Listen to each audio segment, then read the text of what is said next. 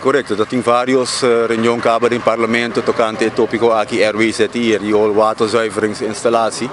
Então, ja, het is een tópico toch que full Aruba preocupa, sobre aparentemente é tão necessário para fazer inversão no engenho. Nós escutamos bedragen na caba de 16 miljoen, nós escutamos bedragen de 60 miljoen também. Então, ja, uiteindelijk, nós como parlamentários, vamos acordar se é bedragen na aquilo bem disponível para a begroting para fazer investering. Então, ja, nós técnico, nós sabe como é o processo de brincar em outro. Então, diz para uma melhor ideia, nós pedimos DOS, nós para rondleiding, werkbezoek naar diferente RWZI in Aruba.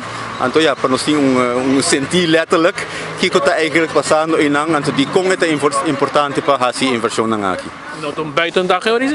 Wel, a mim buitendag, nós está buiten sim, pero é werkbezoek eigenlijk het no? Dus pensamos voor die comissão de infraestrutura, nós invitamos toerheen, então nós temos representanten aan die AVP, die Raiz, die MAS e die MEP também presente, ja, para nós tomar nota quão importante eigenlijk het para nós seguir invertir em plantas na aqui. O recorrido na aqui é importante para o parlamento manter um mês em touch com a problemática que tem em nossa comunidade. Já passamos na web, o tema de RWZI, isso é importante para o nosso trabalho.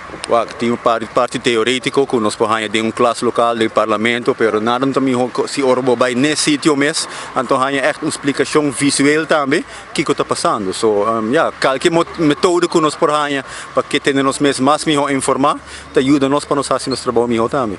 Para constatar algo de seriedade, assunto de RWZI, ela assim picture mais quizás mais cristal para o qual a situação que tem para o qual nosso meio ambiente.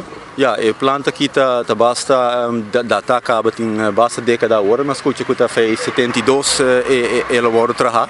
Então, ja, é sowieso mais de manutenção para que da seguro para a água não vai no lugar na que não mestre vai, pero a tecnologia tá cambia também, não? A tecnologia tá evoluar. Então, ja, para fazer o processo mais eficiente, mais seguro para toda gente, bom, se queda invertir em aparato na cultura. Nós agora nós temos uma explicação over die curação eigenlijk die planta, que meeste worden reemplaçar, mais li é possível. Então, ja, zij lo draag bij com diferente processo químico e biológico, que zorg para o produto que está sali a fo, tá mais limpo possível.